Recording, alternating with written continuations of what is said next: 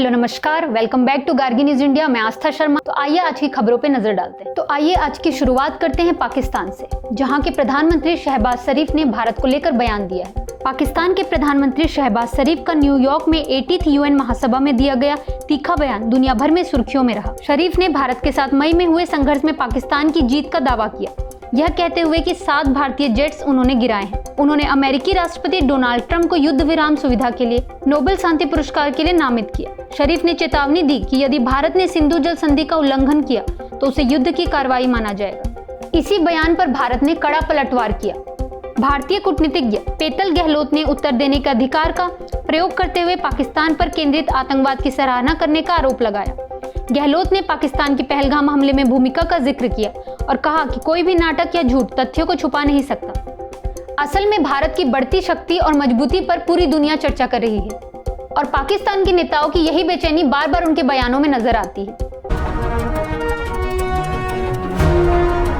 तमिलनाडु के करूर में टीवीके प्रमुख और अभिनेता विजय की रैली में भगदड़ मच गई, जिसमें कम से कम 39 लोगों की मौत हो गई। भीड़ में कई लोग बेहोश होकर अस्पतालों में भर्ती कराए गए। राज्य भाजपा अध्यक्ष नयनार नागेंद्रन ने सुप्रीम कोर्ट की बेंच से इस घटना की जांच कराने की मांग की है। करूर भगदड़ हादसे पर स्थानीय लोगों ने कहा कि अव्यवस्थित भीड़ प्रबंधन और मूलभूत सुविधाओं की कमी ने त्रासदी को और बढ़ा दिया।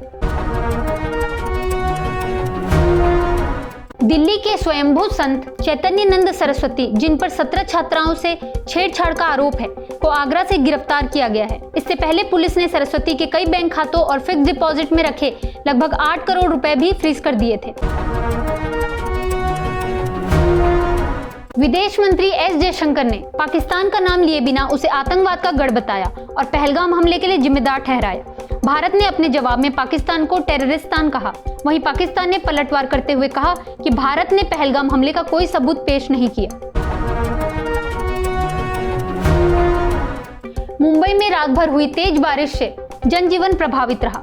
IMD ने अगले कुछ घंटों में और बारिश होने की संभावना जताई है। सेंट्रल और वेस्टर्न रेलवे की लोकल ट्रेनें देर से चल रही हैं।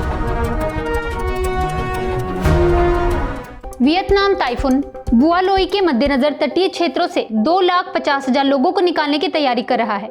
इस साल यह वियतनाम को प्रभावित करने वाला 10वां तूफान है। मौसम विभाग के अनुसार तूफान फिलहाल समुद्र में है और इसकी गति 130 किलोमीटर प्रति घंटे है, जो शाम तक तट पर पहुंचने की संभावना है। बरेली में प्रदर्शन और पुलिस के बीच हुई झड़पों के बाद यूपी मुख्यमंत्री योगी आदित्यनाथ ने सख्त टिप्पणी की। कहा कि बरेली के मौलाना भूल गए हैं कि प्रदेश में किसकी सरकार है और ऐसे लोगों को ऐसा सबक सिखाएंगे कि पीढ़ियां दंगे करना भूल जाएं। उन्होंने यह भी कहा कि कानून व्यवस्था भंग करने वाले प्रवृत्तियों पर 2017 से ही कड़ा रुख अपनाया जा रहा है और बार बार अशांति फैलाने वालों के खिलाफ कड़ी कार्रवाई होगी। संयुक्त राष्ट्र महासभा में विदेश मंत्री एस जयशंकर ने कहा कि UN आज जकड़ा हुआ है और इसमें सुधार की जरूरत है। उन्होंने सुरक्षा परिषद में स्थायी और अस्थायी दोनों तरह की सदस्यताओं के विस्तार की मांग की। जयशंकर ने यह भी कहा कि भारत बड़ी जिम्मेदारियां उठाने के लिए पूरी तरह तैयार है। राष्ट्रपति द्रौपदी मुर्मू, केंद्रीय मंत्री राजनाथ सिंह और अमित शाह ने करूर में टीवीके रैली में हुई मौतों पर शोक व्यक्त किया। तमिलनाडु के नेता, जिनमें एडप्पाडी के पलानीस्वामी, पी सनमुगम और अंबुमनी रामदोस शामिल हैं, ने इस घटना की जांच कराने की मांग की है। आंध्र प्रदेश की विद्युत वितरण कंपनियां रिटेल उपभोक्ताओं को 924 करोड़ के ट्रू डाउन शुल्क लौटाएंगी। APERC के अनुसार 1999 में आयोग की स्थापना के बाद यह पहली बार है जब ट्रू डाउन राशि के भुगतान का आदेश दिया गया है। रूस के विदेश मंत्री सरगेई लावरोव ने कहा कि भारत अमेरिका के संबंध दिल्ली मॉस्को संबंधों के लिए मापदंड नहीं है। लावरोव ने यह टिप्पणी भारत द्वारा अमेरिकी दबाव के बावजूद रूसी तेल आयात जारी रखने के सवाल के जवाब में की। उन्होंने यह भी कहा कि रूस नई दिल्ली के साथ अपने संबंधों को इसी संदर्भ में देखता है। गवर्नमेंट शटडाउन के खतरे के बीच अमेरिकी राष्ट्रपति डोनाल्ड ट्रंप कांग्रेस के शीर्ष 4 नेताओं से मुलाकात करेंगे। इस बैठक में House speaker Mike Johnson, Senate majority leader John Thune, House Democratic leader Hakeem Jeffries और Senate minority leader Chuck Schumer शामिल होंगे। माइक्रोसॉफ्ट ने इजराइल की सैन्य इकाई यूनिट 8200 की सेवाओं की पहुंच निलंबित कर दी है, क्योंकि यह पाया गया कि उनकी तकनीक का उपयोग गाजा और पश्चिमी तट में फिलिस्तीनियों की व्यापक निगरानी के लिए किया जा रहा था।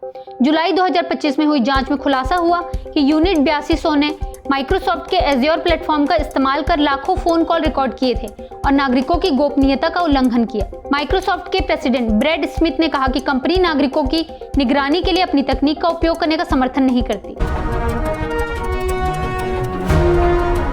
गाजा में हवाई हमलों और गोलीबारी में कम से कम 44 लोगों की मौत हो गई, जबकि इजराइल ने युद्ध विराम की मांगों की अनदेखी की। अंतर्राष्ट्रीय दबाव बढ़ रहा है, इजराइल युद्ध को समाप्त करे, वहीं इजराइल का अलगाव भी बढ़ रहा है, क्योंकि कई देशों ने हाल ही में फिलिस्तीनी राज्य की मान्यता देने का निर्णय लिया है, जिसे इजराइल स्वीकार नहीं करता। जेम्स कॉमी के खिलाफ आरोप पत्र ने डोनाल्ड ट्रंप के विरोधियों को डराने की मुहिम को तेज किया। पूर्व FBI निदेशक जेम्स कॉमी ने अपने खिलाफ लगे आरोपों को बेबुनियाद बताया है और अदालत में इस मामले का सामना करने का वादा किया है।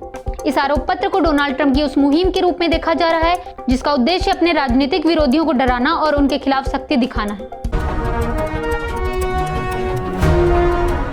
सेशेल्स के राष्ट्रपति विवेल राम कालनवा दूसरी बार अपना कार्यकाल हासिल करने के लिए चुनाव मैदान में है, क्योंकि देशवासियों ने मतदान शुरू कर दिया है। उनके मुख्य राजनीतिक प्रतिद्वंदी पैट्रिक हरमनी हैं, जो 2007 से 2016 तक संसद के सदस्य और स्पीकर रह चुके हैं। इंटरनेशनल पैरालंपिक कमेटी ने रूस और बेलारूस पर लगी आंशिक निलंबन को हटा दिया है। इससे पहले IPC ने बीजिंग 2022 गेम से रूसी और बेलारूसी पैरालंपिक कमेटी को बाहर कर दिया था। निसार उपग्रह ने पृथ्वी की सतह की पहली रडार छवियां भेजी हैं।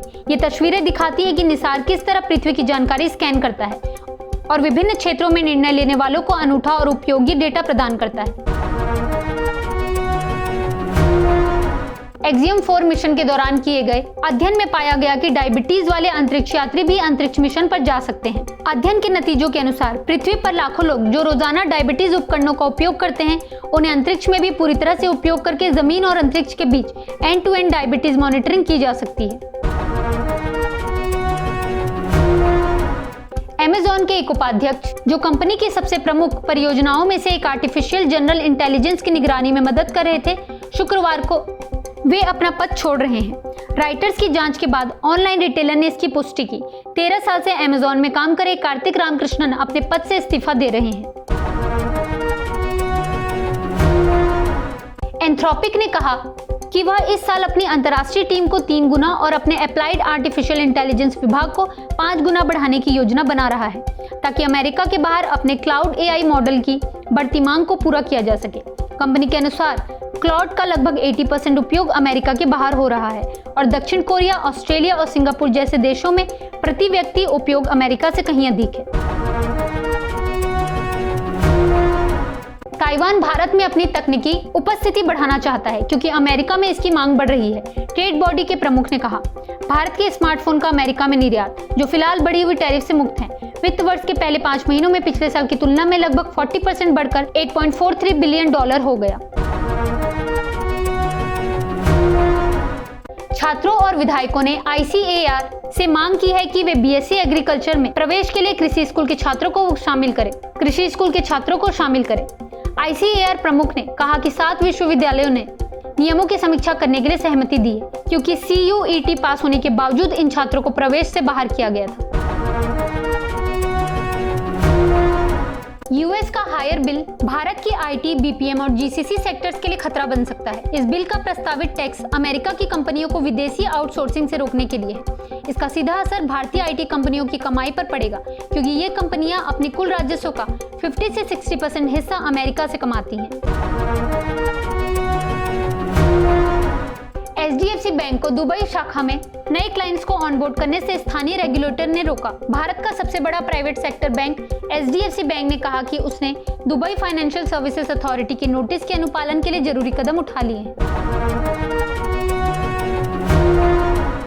बेंगलुरु स्थित फिनटेक स्टार्टअप सिंपल RBI के रडार पर आया। रिजर्व बैंक ऑफ इंडिया ने BNPL बाय नाउ पे लेटर प्लेटफॉर्म को तुरंत सभी भुगतान संचालन बंद करने का निर्देश दिया है। RBI ने यह कदम भुगतान और सेटलमेंट सिस्टम एक्ट का उल्लंघन होने के कारण उठाया है। सिंपल को अब नियामक आदेशों का पालन करना अनिवार्य है।